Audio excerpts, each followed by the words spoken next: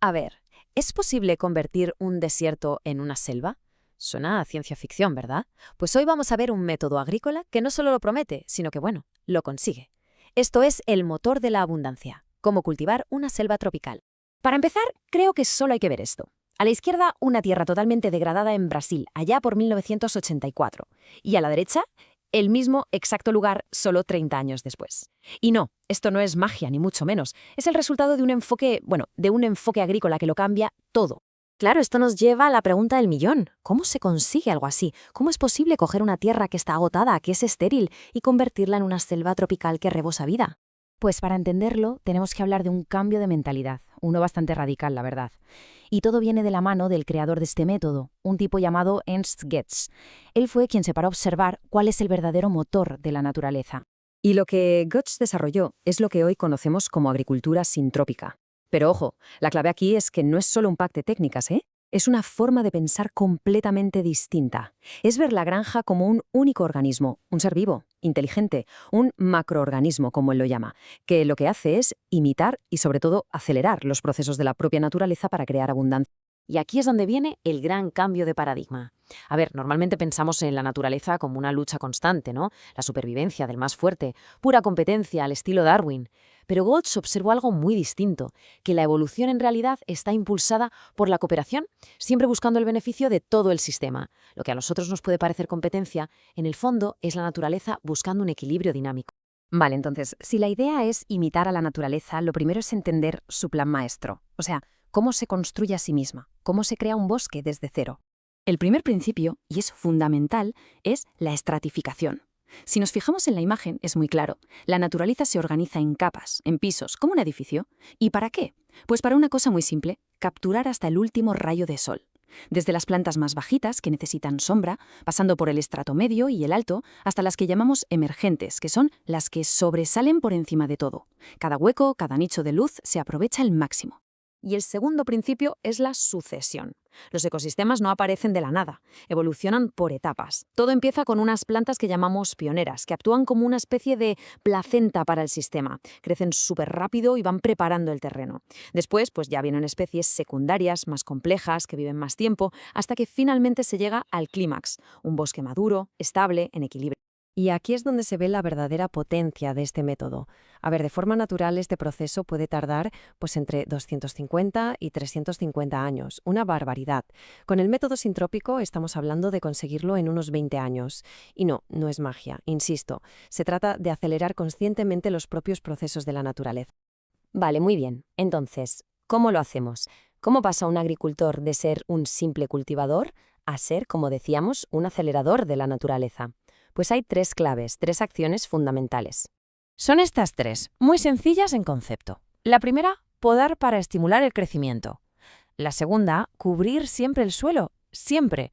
Y la tercera, plantar lo que llamamos consorcios inteligentes. Vamos a ver qué significa cada una. Vamos con la primera, la poda.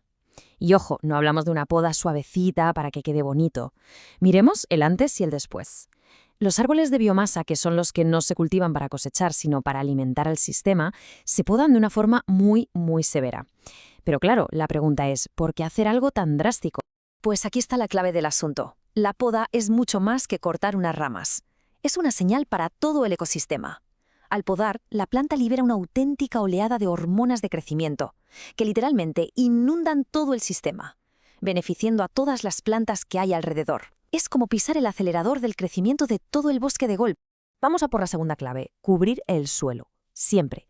Ernst Goetz usa una analogía que es potentísima. Un suelo desnudo es como una herida abierta en la tierra, así de claro. Es vulnerable, se degrada, pierde toda su vida. ¿Y la cura? Una capa bien gorda de materia orgánica, de mantillo, que lo protege, lo alimenta y, súper importante, retiene la humedad. Y la prueba de que esto funciona es que es totalmente visual. En esta imagen, todas las plantas se sembraron exactamente al mismo tiempo.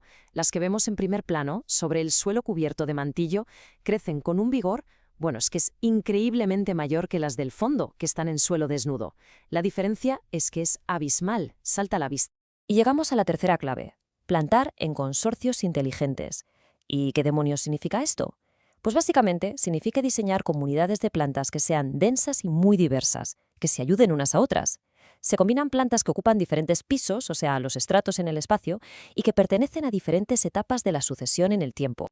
Vamos a verlo en acción, que es como mejor se entiende. A los 4 meses, el sistema está dominado por esas especies que llamábamos de la etapa placenta, como el maíz o los frijoles.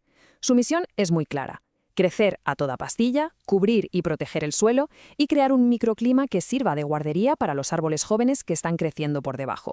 Si avanzamos apenas un año, el sistema ya ha evolucionado.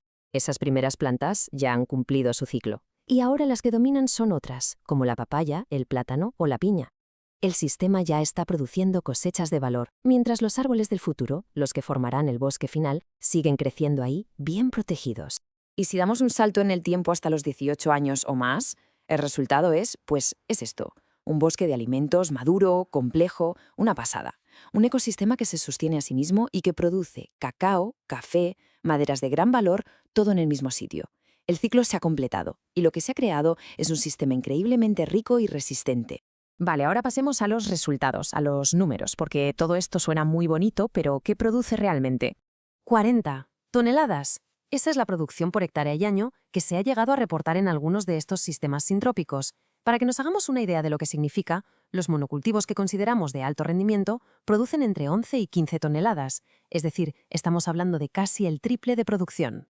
Esta tabla lo resume todo a la perfección. A ver, mientras la agricultura convencional con el tiempo degrada el suelo, depende de un montón de cosas de fuera y tiene una biodiversidad bajísima, la agricultura sintrópica hace justo lo contrario. Regenera y mejora el suelo, se autofertiliza, retiene el agua, crea una biodiversidad altísima y, por si fuera poco, es súper resistente a plagas y enfermedades.